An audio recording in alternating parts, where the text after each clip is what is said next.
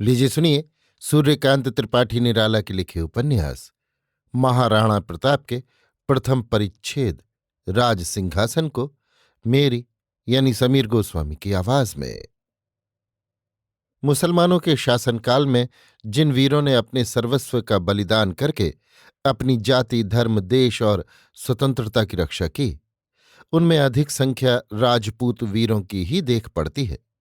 जैसे मुसलमानों की दुर्दम शक्ति का प्रतिरोध करने के लिए ही उन वीर राजपूतों की शक्ति रेखा विधाता ने खींची हो।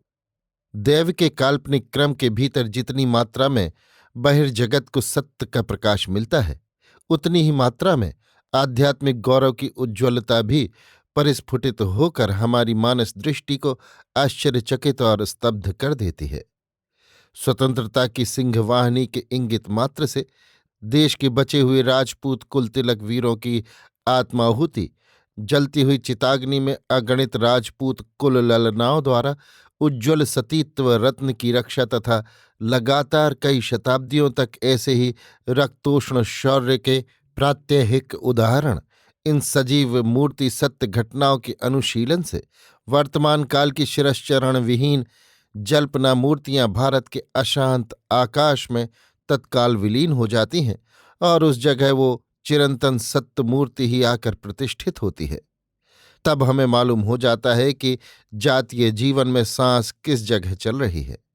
वास्तव में उन वीरों के अमर आदर्श की जड़ भारतीय आत्माओं के इतने गहन प्रदेश तक पहुंची हुई है कि वहां उस जातीय वृक्ष को उन्मूलित कर इच्छानुसार किसी दूसरे पौधे की जड़ जमाना बिल्कुल असंभव अदूरदर्शिता की ही परिचायक कहलाती है। हम जिस समय का इतिहास लिख रहे हैं, उस समय भारत के सम्राट दिल्लीश्वरो व जगदीश्वरो व मुगल बादशाह अकबर थे। इनके पहले दिल्ली के सिंहासन पर जितने मुसलमान सम्राट बैठे थे, उनकी नीति हिंदुओं के प्रति, खासकर वीर राजपूतों के प्रति मुसलमान स्वभाव के अनुकूल प्रत्यक्ष विरोध करने वाली थी। परंतु सूक्ष्मदर्शी अकबर ने उस नीति को ग्रहण नहीं किया। साम्राज्य विस्तार की लालसा अकबर में उन लोगों की अपेक्षा बहुत बढ़ी चढ़ी थी, परंतु ये उन लोगों की तरह दुश्मन को दबाकर न मारते थे। इनकी नीति थी मिलाकर शत्रु को अपने वशीभूत करना। इस नीति के बल पर इनको सफलता भी खूब मिली। प्रायः संपूर्ण राजपूताना इनके अधीन हो गया। उस समय जिस वीर महापुरुष ने अकबर का सामना किया, हिंदुओं की कीर्ति पताका मुगलों के हाथ नहीं जाने दी। आज हम उसी लोकोज्ज्वल चरित्र महावीर महाराणा प्रताप सिंह की कीर्ति गाथा अपने पाठकों को भेंट करते हैं। उस समय भारतवर्ष में जितने माननीय क्षत्रिय वंश थे, उनमें सिसोदिया वंश विशेष सम्मान की दृष्टि से देखा जाता था। आज भी इस वंश की इज्जत वैसी ही की जाती है। इस वंश में किसी प्रकार से कलंक की कालिमा नहीं लग पाई। मुसलमानों के छाया स्पर्श से भी इस वंश वालों को घृणा थी और वे अंत तक दूध के धोए ही बने रहे। महाराणा प्रताप सिंह के पिता उदय सिंह अपनी छोटी रानी को और रानियों से ज्यादा प्यार करते थे। इसका फल ये हुआ कि उन्हें संतुष्ट करने के लिए मृत्यु के समय उदय सिंह ने उन्हीं के लड़के को राजगद्दी दी। उनका नाम जगमल था। उदय सिंह का ये कार्य नीति के खिलाफ हुआ, क्योंकि राजगद्दी के हकदार प्रताप सिंह थे। ये जगमल से बड़े थे। उदय सिंह के इस कार्य की प्रजाजनों में बड़ी समालोचना हो चली और भीतर ही भीतर वे लोग इस अनीति की निंदा करने लगे। वास्तव में प्रेम के वशीभूत होकर दायित्वपूर्ण उत्तराधिकार क्रम पर महाराणा उदय सिंह का इस तरह स्वेच्छाचार करना राजपद्धति के बिल्कुल विपरीत हुआ था। ये जहर फैलता गया। धार्मिक विचारों से तो राज्य के अधिकारी प्रताप सिंह ठहरते ही थे। इसके अलावा प्रजाजनों का प्रेम भी उनके ऊपर बहुत ही गहरा था। प्रताप सिंह का दिल लुभा देने वाला अकृत्रिम बर्ताव, प्रजाजनों को समदृष्टि से देखना, अपने को अपनी प्यारी प्रजा का सेवक समझना, देश और धर्म के नाम पर अपने सर्वस्व का त्याग, इस तरह के और भी अनेक सद्गुण उनमें थे। जगमल के राजगद्दी पाने पर और सभी लोगों को क्लेश हुआ, परंतु दृढ़ व्रत प्रताप के चेहरे पर शिकन भी न पड़ी। वे पूर्ववत ही प्रसन्न रहते और जैसे स्नेह की दृष्टि से जगमल को पहले देखते थे, वैसे ही अब भी देखते। महाराणा उदय सिंह का कार्य जिन राजपूत सरदारों को खटकता था उनमें झालावाड़ के महाराज और चंदावत कृष्ण जी प्रमुख थे। प्रताप झालावाड़ महाराज के भांजे थे। अपने भांजे को अपने प्राप्य अधिकार से वंचित होते देखकर झालावाड़ नरेश से न रहा गया। उन्होंने कृष्ण जी के साथ अन्य और सरदारों को एकत्र कर सलाह की और फिर राज्य की प्रजा का रुख देखा। कुमार प्रताप सिंह को उनका उचित अधिकार देने के लिए सब लोग उतावले हो गए और सबने महाराणा उदय सिंह की दुर्बलता की निंदा की। राज्य के सामंत सदस्यों और प्रजा समष्टि की राय के अनुसार प्रताप सिंह को गद्दी नशीन करने की तैयारियां भीतर ही भीतर होने लगी। जगमल का पक्षपात करने वाले इने गिने लोग ही थे। इधर जिस मुहूर्त से राज्य का शासनभार जगमल के हाथ में आया उसी मुहूर्त से उसे राजमद का भयंकर नशा हो गया। वो सीधे पैर ही न रखता था। स्वभाव का उद्दंड, राजनीति से अनजान, लोगों के स्वभाव से अपरिचित, लड़ाई के नाम से घबराने वाला महामूर्ख जगमल सभासदों को संतुष्ट न कर सकता था। उसके रूखे और अमानुषिक बर्ताव से सब लोग तंग आ गए। उसने भी शासन की बागडोर अपने हाथ में पाते ही अनियंत्रण का घोड़ा तेजी से बढ़ाया। फल ये हुआ कि अपने सवार को लेकर घोड़ा कुराह चलने लगा, कांटों और झाड़ियों में अड़ने लगा। जगमल की स्वतंत्रता ने घोर अत्याचार का रूप धारण किया।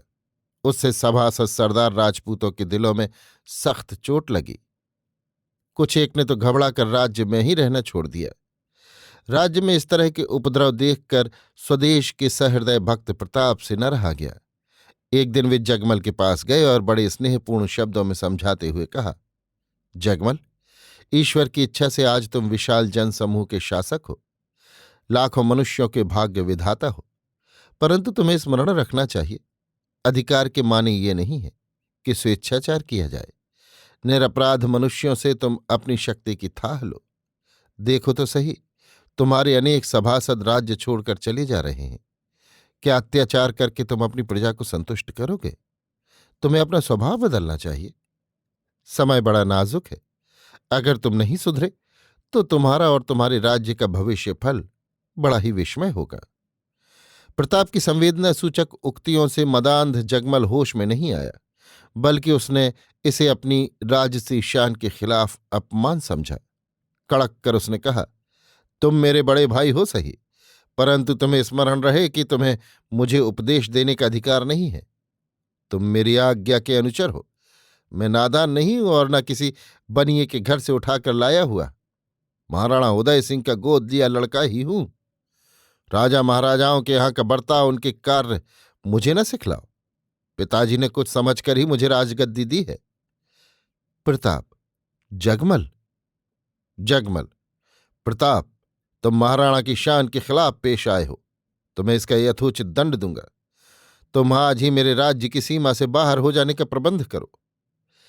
एक प्रकार के सम्मान के ज्ञान ने प्रताप की आंखों को बरबस झुका दिया। वे चुपचाप वहां से चल दिए। उस समय इधर उधर से कुछ नौकर प्रताप और जगमल की बातों को कान लगाए हुए सुन रहे थे।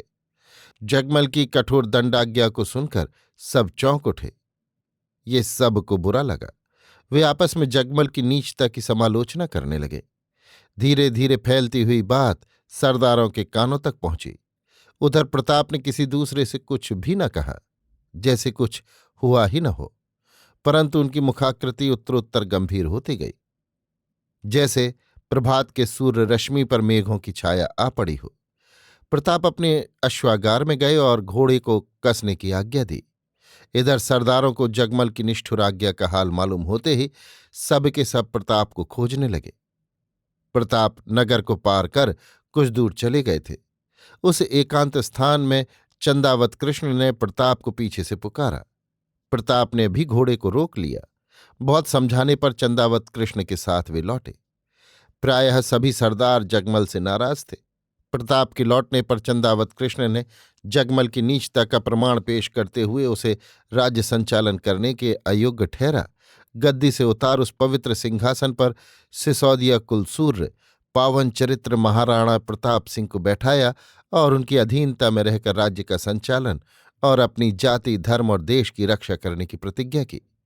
सब सरदारों ने एक स्वर से महाराणा प्रताप सिंह की जय घोषणा की।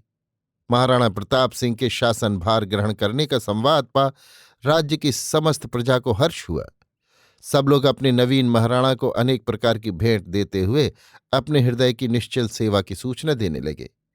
महाराणा प्रताप के राज सिंहासन पर बैठते ही मानो राज्य के शरीर में एक नवीन जीवन का संचार हो गया।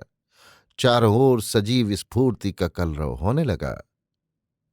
अभी आप सुन रहे थे सूर्यकांत त्रिपाठी निराला के लिखे उपन्यास महाराणा प्रताप का प्रथम परिच्छेद राज सिंहासन, मेरी यानी समीर गोस्वामी की आवाज में।